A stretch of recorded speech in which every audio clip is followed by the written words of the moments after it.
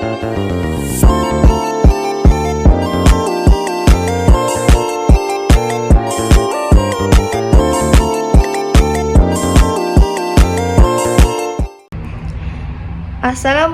warahmatullahi wabarakatuh. Perkenalkan, nama saya Nadia Syarani, NPM 22012092.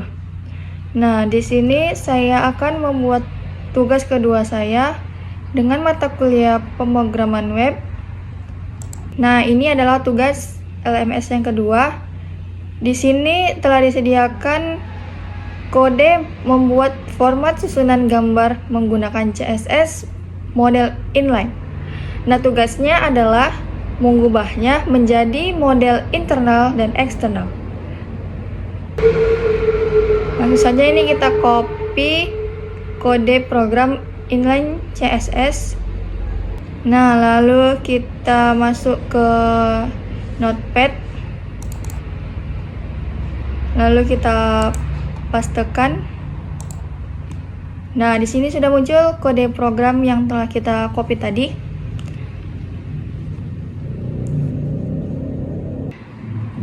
Nah, di dalam inline CSS ini ditulis langsung di atribut style pada elemen HTML. Nah, di sini saya udah masukkan foto di folder di local disk D dengan nama filenya foto.jpg. Nah, langsung saja ini kita buat nama filenya foto.jpg.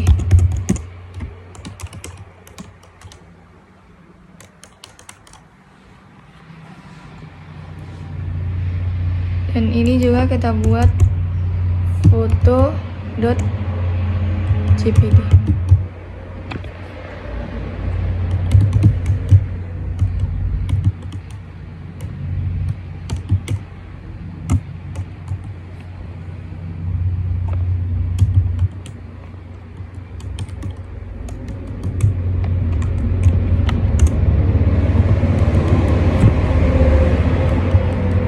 Nah, jika sudah, kita save as, kita simpan ke folder latihan di local disk D.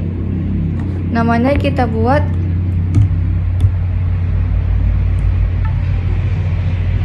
inline. Namanya kita buat inline CSS inline css.html.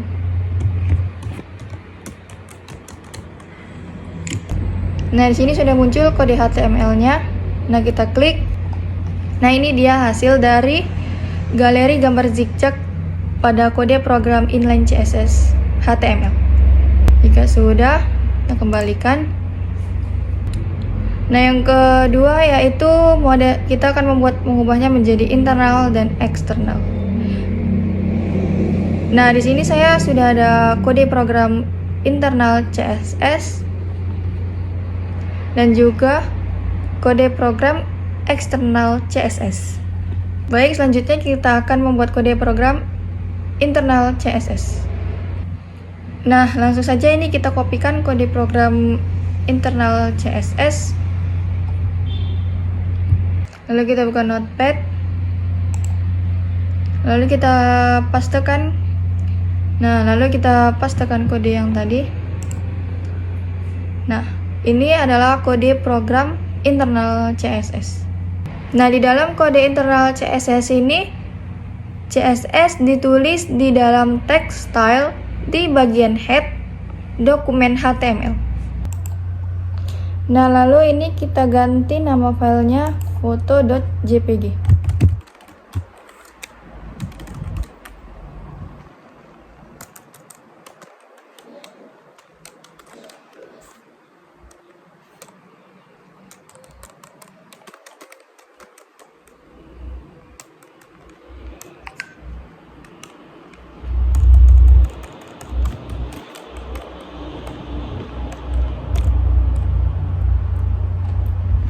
Nah, jika sudah, kita simpan, save as, kita taruh di folder latihan.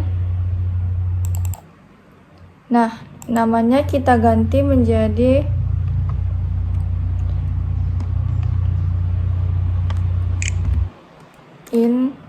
internal css.html. Lalu kita save. Lalu kita buka. Nah, ini sudah muncul. Lalu kita klik. Nah, ini adalah hasil dari kode program internal css.html. Nah, hasilnya sama dengan inline CSS tadi. Kita kembalikan. Nah, selanjutnya kita akan membuat kode program external CSS. Nah, selanjutnya ada kode program external CSS. Nah, di dalam kode program external CSS ini kode programnya itu dipisah. Pertama ada kode program yang akan kita save filenya menjadi stylus.css. Nah, yang kedua ada kode program yang akan kita save nantinya menjadi nama filenya itu index.html.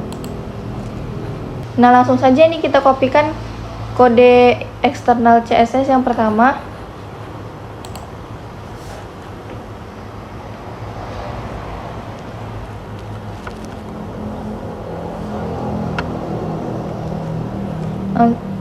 Kemudian kita ke Notepad. Langsung saja kita pastekan kode program yang tadi kita copy. Nah, di sini udah ada kode program yang tadi kita copy. Langsung saja ini kita save ke local disk D dan kita letak di folder latihan. Buat stylus.css. Save. Nah, di sini sudah muncul. Lalu kita kembalikan. Kita lanjut ke kode yang kedua. Untuk kode index.html. Kita kopikan saja. Lalu kita ke Notepad. Kita pastekan.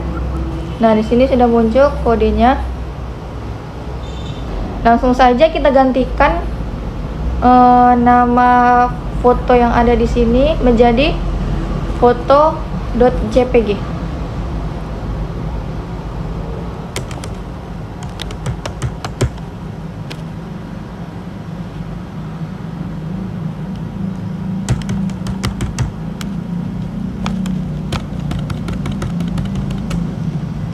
Langsung saja kita gantikan namanya menjadi foto.jpg.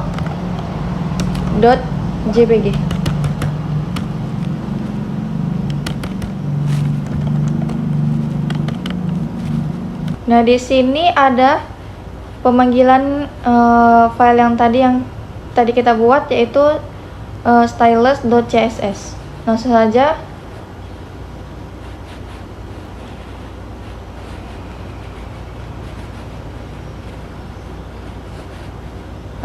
kita save ke folder latihan. Kita buat namanya index.html.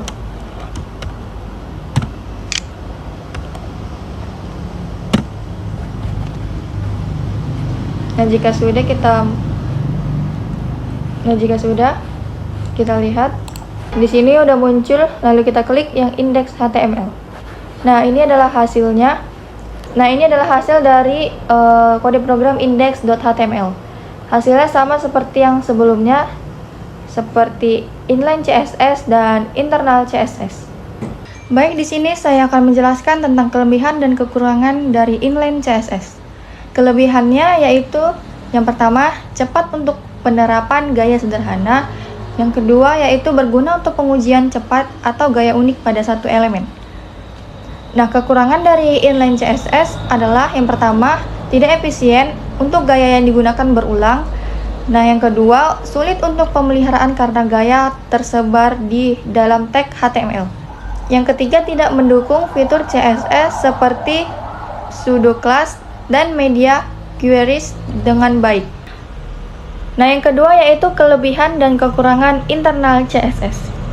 Kelebihan dari internal CSS yang pertama, semua aturan CSS berada di satu tempat dalam dokumen HTML. Yang kedua, memudahkan pemeliharaan untuk halaman tertentu. Dan yang ketiga, cocok untuk halaman web tunggal yang memiliki gaya unik. Kekurangan dari internal CSS yaitu tidak efisien jika banyak halaman web yang menggunakan gaya yang sama. Yang kedua, meningkatkan ukuran file HTML jika CSS kompleks. Nah, yang ketiga yaitu kelebihan dan kekurangan dari eksternal CSS. Kelebihan dari eksternal CSS yang pertama, memungkinkan penggunaan ulang gaya di banyak halaman web. Yang kedua, memisahkan konten HTML dari presentasi CSS, meningkatkan keterbacaan dan pemeliharaan. Nah, yang ketiga, dapat di-cache oleh browser, meningkatkan kecepatan loading halaman setelah kunjungan pertama. Nah, kekurangan dari eksternal CSS ini, yang pertama, membutuhkan lebih banyak permintaan HTTP untuk mengunduh file CSS. Meskipun ini biasanya diatasi dengan caching. Nah, yang kedua, mungkin memerlukan pengaturan tambahan untuk memastikan file CSS terhubung dengan benar. Nah, jadi kesimpulannya adalah menggunakan internal CSS atau eksternal memberikan banyak keuntungan dibandingkan dengan inline CSS, terutama dalam hal pemeliharaan, skalabilitas, dan efisiensi. Eksternal CSS adalah metode yang paling direkomendasikan untuk proyek yang lebih besar dan situs web multi halaman, sementara internal CSS bisa digunakan untuk halaman tunggal atau prototipe cepat.